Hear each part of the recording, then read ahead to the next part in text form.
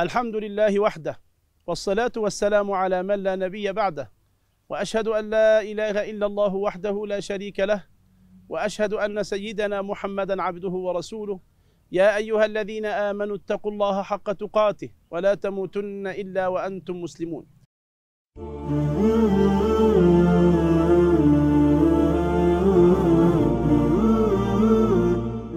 فهذه الحلقة بعنوان دروس تربوية من غزوة بدر.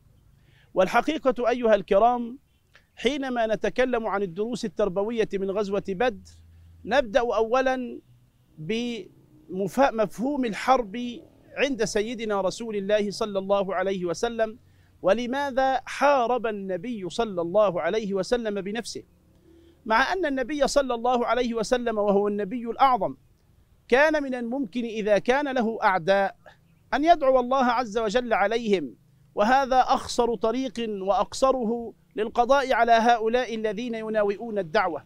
لكن النبي صلى الله عليه وسلم أحب أن يعلمنا أن الإنسان يعتمد على الله سبحانه وتعالى ويأخذ بالأسباب. فقد كان نوح عليه السلام لبث في قومه 1000 سنة إلا 50 عاما، ثم لما يئس من قومه دعا الله عز وجل عليهم فقال: رب لا تذر على الأرض من الكافرين ديارا إنك إن تذرهم يضلوا عبادك ولا يلدوا إلا فاجرا كفارا، فأغرقهم الله عز وجل بالطوفان. بسم الله الرحمن الرحيم: ففتحنا أبواب السماء بماء منهمر وفجرنا الأرض عيونا فالتقى الماء على أمر قد قدر وحملناه على ذات ألواح ودسر. وكذلك سيدنا هود وسيدنا صالح دعا كل واحد منهم على قومه لما يئس من إصلاحهم. يقول الحق سبحانه وتعالى في سورة الحاقة: كذبت ثمود وعاد بالقارعة فأما ثمود فأهلكوا بالطاغية وأما عاد فأهلكوا بريح صرصر عاتية. لكن سيدنا رسول الله صلى الله عليه وسلم كانت الحرب سجالا بينه وبين المشركين. يعلمنا سيدنا رسول الله صلى الله عليه وسلم أن الدعاء على الأقوام ليس منهجه صلى الله عليه وسلم، لأن المنهج التربوي الذي يربينا عليه سيدنا رسول الله صلى الله عليه وسلم أن تأخذ الأمة بالأسباب. ولذلك أعانه الله سبحانه وتعالى على هؤلاء الكفار، وضرب الله سبحانه وتعالى لنا مثلا لكي تكون الدعوة الإسلامية هذه مأخوذة ومشفوعة بالأسباب الدنيوية.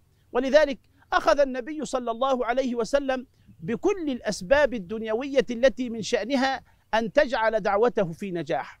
فحينما جاءت غزوة بدر ولقي المشركين استشار النبي صلى الله عليه وسلم أصحابه ولم ينفرد بقرار، فقد استشار أصحابه أولا في الخروج من المدينة لملاقاة المشركين، واستشار أصحابه ثانيا لما علم أن القافلة قد نجت ووصلت إلى مكة وأراد المشركون أن يعسكروا عند بدر، استشار النبي صلى الله عليه وسلم في الحرب هل يحاربهم أم لا.